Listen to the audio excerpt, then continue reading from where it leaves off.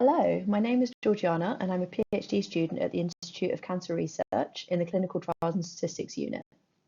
I'm going to talk to you about REPRESENT, a study which will explore barriers to the recruitment of underrepresented groups in bladder and head and neck oncology trials. Cancer clinical trials check that new treatments are safe and work as intended.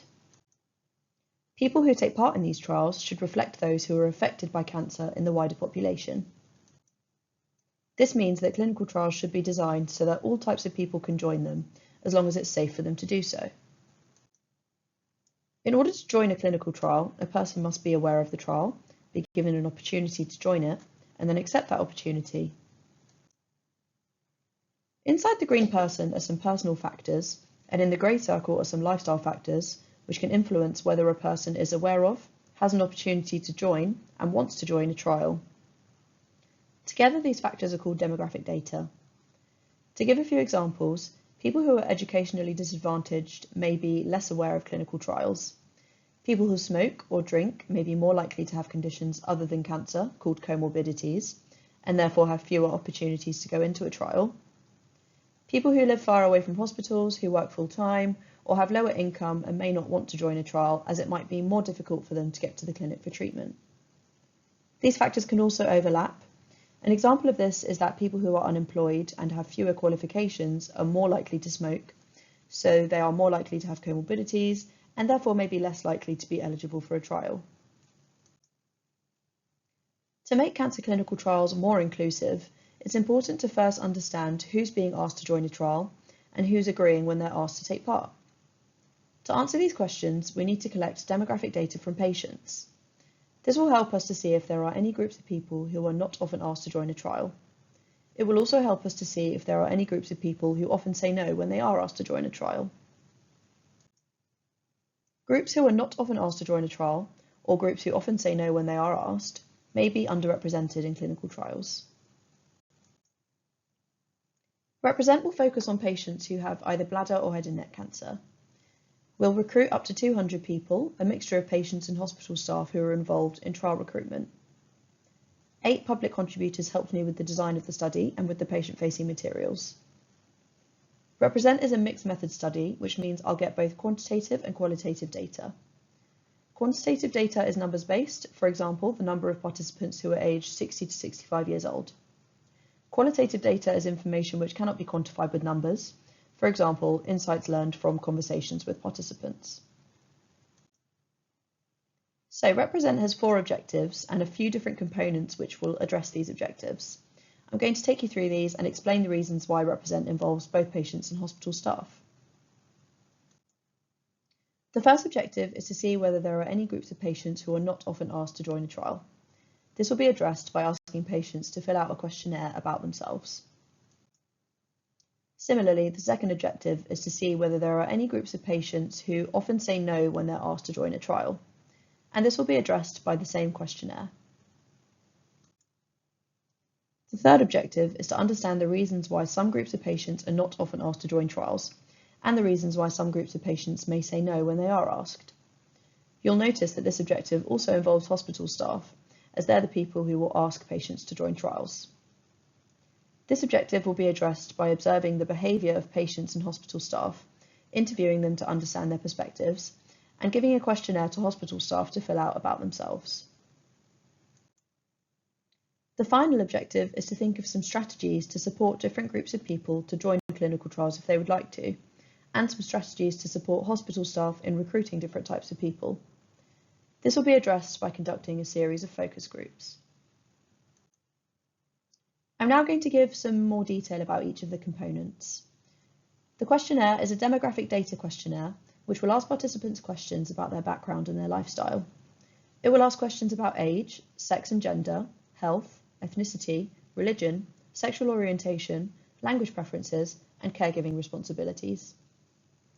Patients will also be asked if they've ever been asked to participate in a trial, and if yes, whether they accepted. We will use responses to these questions and the rest of the items to identify any groups who are not often asked to participate, and any groups who often decline participation. The relevance of giving a similar questionnaire to hospital staff is to see whether their identities have any impact on the types of patients they're able to recruit. For example, if patients belonging to specific ethnic or religious groups feel more comfortable engaging with staff they identify with. The next part is to carry out some ethnographic observations. I'm going to read an extract from the participant information sheet, which explains what this is. Georgiana would like to observe an appointment with your doctor, so we can learn more about how patients and their doctors interact with each other. Observing the appointment means that Georgiana can see and hear important details that will not be collected through other parts of Represent. Particularly, I'd like to observe the point where patients are being offered clinical trials. Observing these interactions will allow me to identify trends in how decisions around clinical trial participation are made by hospital staff and patients. I'll be physically sitting in on the appointments, which means I can observe people's body language, their tone of voice, whether they've brought any family along, to gather some really rich data about patient-doctor interactions. The next part will be to carry out some interviews with participants. This extract from the participant information sheet explains the reasons why I'd like to interview patients. You'll be asked some questions about your opinions on clinical trials and any experiences of clinical trials you may have had.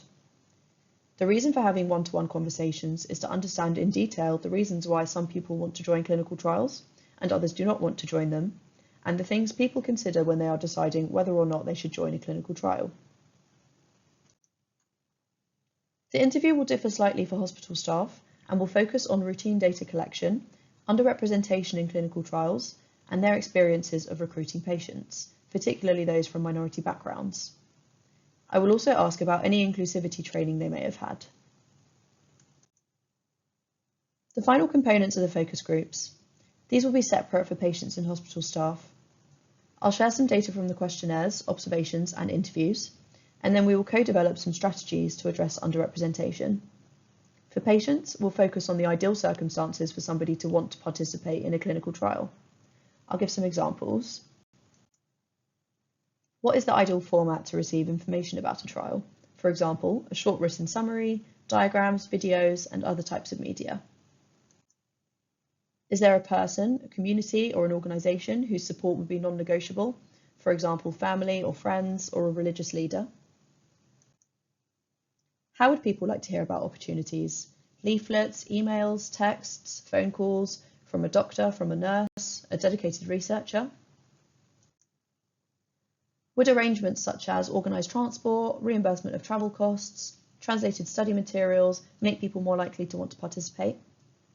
Hopefully you get the picture that the information I'll get from asking these questions will help me to design an intervention which makes clinical trials accessible to a diverse range of people. Similarly for hospital staff, we'll identify what the ideal circumstances are for them to recruit inclusively to clinical trials. Are there any arrangements we could put in place to facilitate inclusive recruitment? For example, access to translation services or developing relationships with community leaders? What are the most important types of demographic data to collect in order to monitor inclusivity? Could we develop some sort of checklist to help collect these data? Are there any ways we could motivate hospital staff to consider inclusive recruitment? For example, developing some training for them or some internal policies to encourage the consideration of underrepresented groups? The last one is to identify whether hospital staff have any unconscious biases. For example, if they tend to recruit people who they perceive to be compliant or who speak English or live nearby. And again, this could be used to develop some training to address any biases. Represent has been open since October, and so far I've attended 5 clinics and observed the appointments of lots of patients. I've recruited around 15 participants, and so far I've had 5 responses to the questionnaire, with more on the way. I'm going to start analysing these data once I've had about 50% of the expected responses. The next steps will be to attend even more clinics, to start conducting interviews, and to start analysing the data I've collected so far. Analysing the data as I collect it will help to guide future data collection. For example, if during interviews I find that I'm getting lots of information about a certain topic and not very much about another, I can alter the questions that I ask. I would like to give a very big thank you to all of the participants I've recruited so far. I'd also like to acknowledge the MRC, TMRP, DTP, who provide the funding for my PhD, my supervisory team, and the wonderful patient and public advocates who gave their input into the design of Represent. Finally, I'd like to thank MedicineGov for inviting me to share my work at MedLearn 2024. If you have any questions about Represent or you're interested in following my PhD journey, you can find me via email, on Twitter, X, or on LinkedIn. Thank you very much for listening.